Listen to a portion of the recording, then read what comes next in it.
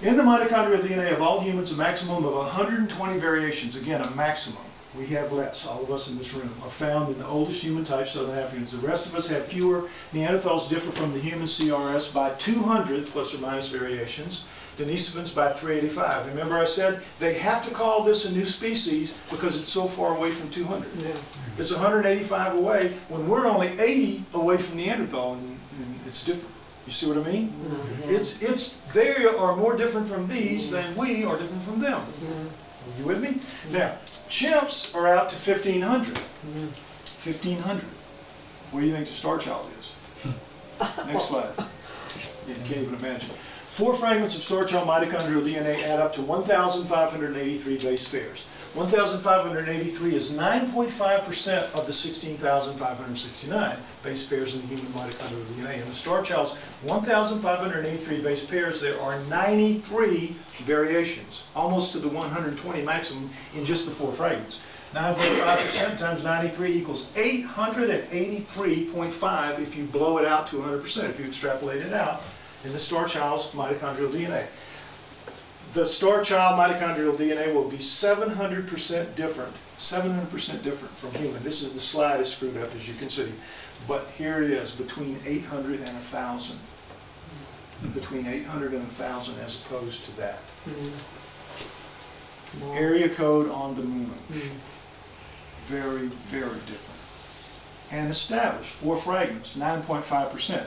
With the mitochondrial, with the nuclear DNA, when it's 3 billion, all those fragments that he figured up, it's like 50 million, it's still peanuts. It's just a small portion. That's not a small portion. This is significant, very significant. Next slide. Now we're going to move to the big kahuna, all right? He was looking for something out of that 3% that worked, not mitochondrial DNA, but nuclear DNA. He started calling it the golden needle. I've got to find the golden needle in the haystack. One of these, it's called shotgunning what he does. He just shotguns it out and it can hit anywhere. It's like a shotgun blast. You just never know what you're going to get. It's a shotgun. So he says, I've got to find the golden needle in the haystack. I've got to find a piece that comes out of the 3% that works, so it will tell me something about how the Starchild works versus how the human works. So he calls me up and he says, man, guess what?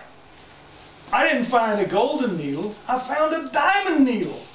You won't believe this. And this is what it is. In every human embryo, a gene called forkhead boxp2, or FOXP2, is a master gene controlling embryonic growth in at least 300 other crucial genes, and some people argue it could be as many as 1,000.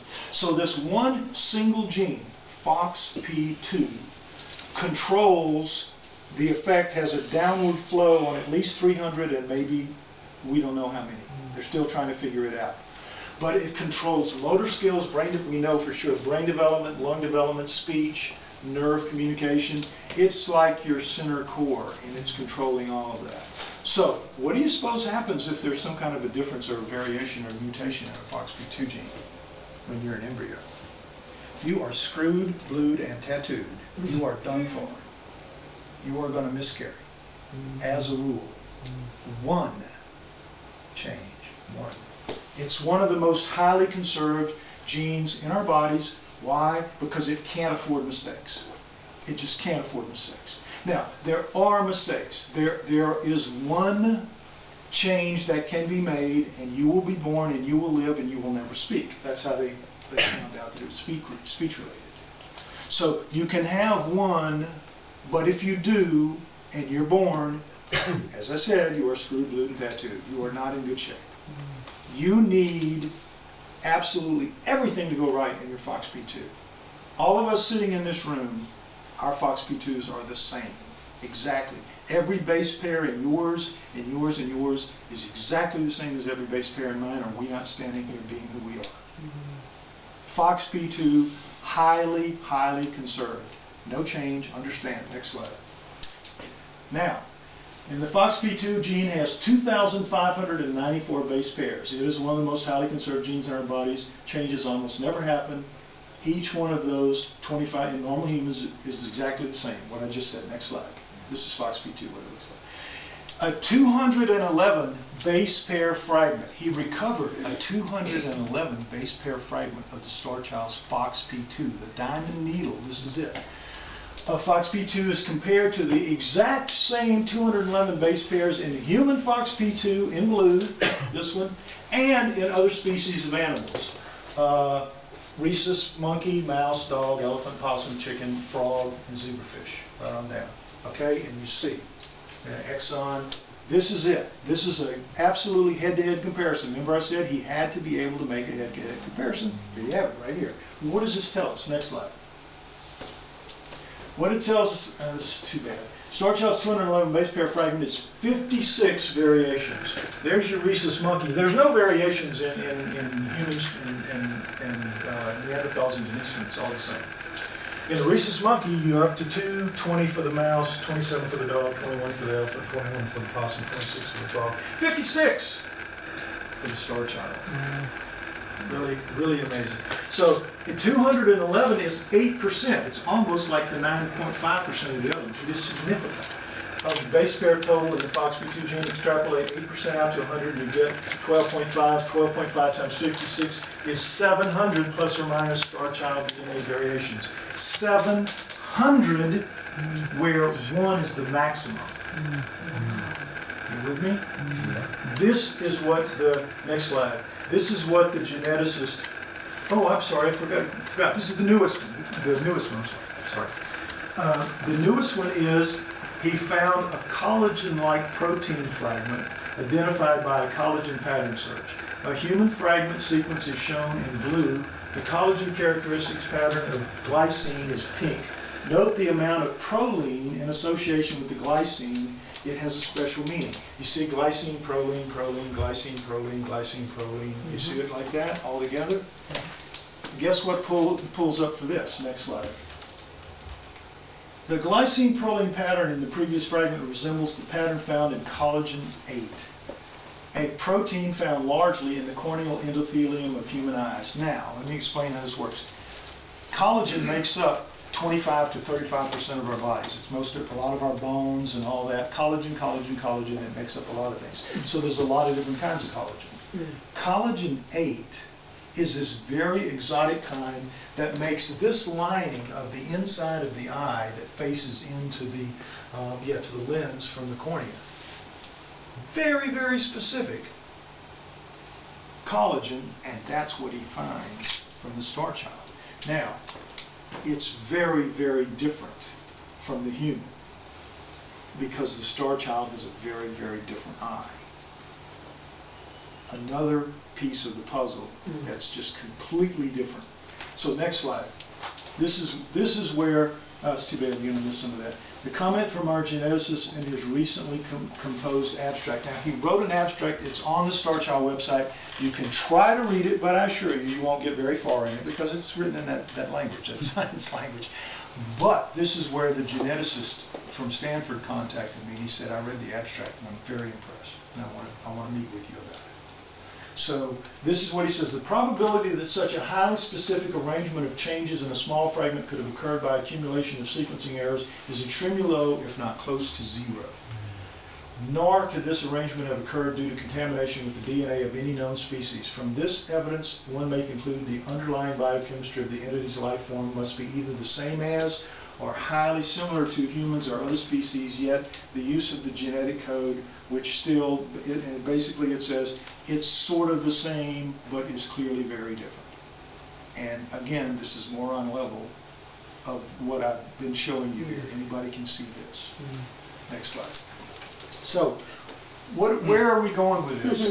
In the 1500s, these men moved the Earth from the center of the universe to its proper position. This was a profound experience for everybody alive at the time. The Earth is not it. The Earth operates, circles around the sun, and everybody had to adjust to that. It was shocking. Next slide. The Wright brothers in 203, they moved us all into our future where our planet gained a convenient scale. They shrunk the planet for us. They gave us a different world. Next slide. The Starchild is going to do, Neil Armstrong took the first step for all of us toward our inevitable future in space. Boy, that better be an important call because this is right at the end. Okay, anyway, so this too was a big, big step in human history. Next slide. And the Starchild Skull is poised to transform humans into members of a galactic community, to prove that we are members of a galactic community. And coincidentally, next slide, maybe the Starchild heralds a new beginning that we have all heard 2012 might bring. This could be it. This could be it. The new future, the new whatever. Instead of all what they're saying, maybe this is it. We still have time to be it if we get our funding, which could happen. Next slide. So, how do we get from here to there? How do we move the Starchild from being a partial proof of one of the greatest discoveries in all of human history to acceptance by mainstream science for what it so obviously is? How do we do that? We follow, next slide, we follow my friend Bob Rue's philosophy of life. Now, you all remember Hurricane Katrina. Here's Bob with, don't try. This is to the looters. Don't try. I'm sleeping inside with a big dog, an ugly woman, 2 shotguns, and a claw hammer. This is his Oriental rug shop. He's one of the guys that didn't leave. He stayed to protect what was there from the looters. And the water, I might add, you see where he's standing? About 2 feet from there is where the water rose to its high point. But he knew that was going to happen. Because what people don't know, and it's always a nice little anecdote to throw in, is that everybody wonders, why in the world would New Orleans build a city in a bowl? Why would that happen? Well, what really happened was back way in the 1700s when they were first settling the area, the Mississippi River would flood out to 100 miles on each side, and that's how the Delta was created, right? So the French and the Spaniards and people like that who would do this kind of stuff, they knew that they had to wait to the highest point of the flood, sail down the river, and find any land that was up and was suitable to build a city, because that would never flood. And there was this big crescent of land in one of the bows of the Mississippi River, and it was the biggest one there was, and on that crescent they formed the city of New Orleans. And it, sure enough, it never did flood. That part is still the Garden District of today, if you've ever been there, the rich part of town. But as the city grew bigger and spread out, it spread out into the floodplain, and that's what happened. And then they began to build the skyscrapers there, and it sank it down, and now it's in a 17-foot bowl as the soft land went down. You can't tell it just standing there. You just feel everything flat because it's like this. But Bob knew his shop was on the old, everybody knows where the old line is. And he said, it's going to come close, but I don't think it's going to, because Oriental rugs, Oriental rugs, they're ruined if they get, floodwater. And they're ruined if they get stolen, and he wasn't going to let that happen. So he stayed and he stuck it out. Don't try. This sign, by the way, became famous. It was in over 800 newspapers around the world. He became like a symbol of defiance of the looters and people sticking it out and all this. And that sign is now in a museum in New Orleans, and if you go, you might be able to see it. He was offered $10,000 for it by one of the main newspaper people that were there. I'm trying to think of his name, but anyway, what Bob did, I'm sorry, I'm just rambling, but it's a fun story. He and his wife, he looks like a complete slob, he is. He's a bum. He and I were roommates in the French Quarter when we were young. Did some damage to the girls, I won't deny it. But nonetheless, this is a cool guy. He doesn't look it anymore, I don't look it anymore, but we were neat in our day. He looks like a slob, but he lives in one of the Garden District mansions. His wife is fairly wealthy, and he does okay here, but this is just how it's like he says, he's a fisherman, he's a Greek fisherman's son. He says, I'm going to be a Greek fisherman's son till the day I die. So, he stayed, and everybody that saw this knew he was there, and they started calling him, and they were saying, Bob, go to my house, the key is under this, and go in and make sure everything is okay, protect us from the looters, and you can have anything in the freezer because it's just going to go bad, and eat anything in the food we have and everything. What they didn't say is you can raid the wine cellars too, but I did that. So what he became Party Central for all the newspaper and media people, the television people that came to New Orleans and needed needed foods and stuff. He's a good cook, cooks good gumbo, good jambalaya, the whole. So what gumbos and jambalayas are, they're just a bunch of things thrown together and thrown together well. So what Bob would do is he would make these big urns full of food, and everybody knew that at his place there was going to be a party that night and meals, and that went on for like 3 weeks, you know, every night. And so everybody knew who he was, still do, still come and say hi to him and stuff like that. And that's making the best of a really bad situation. So next slide. What we have to do is just stick with it for as long as it takes to make things go the way they should, the way that is right and true and good. So how long will it take for the Starchild? Until we find someone with enough money, curiosity, and courage to join us in making it happen. When we find that person, every human's life will change in ways we can't really imagine right now, but I'm confident, no, I'm certain, that those changes will be right and true and good. Next slide. And for any of you that want to know more, this is the intervention and the e-books that you can get, but I'm not really trying to sell you anything. This is just going to be part of the slideshow. But that's it. So you can clap now.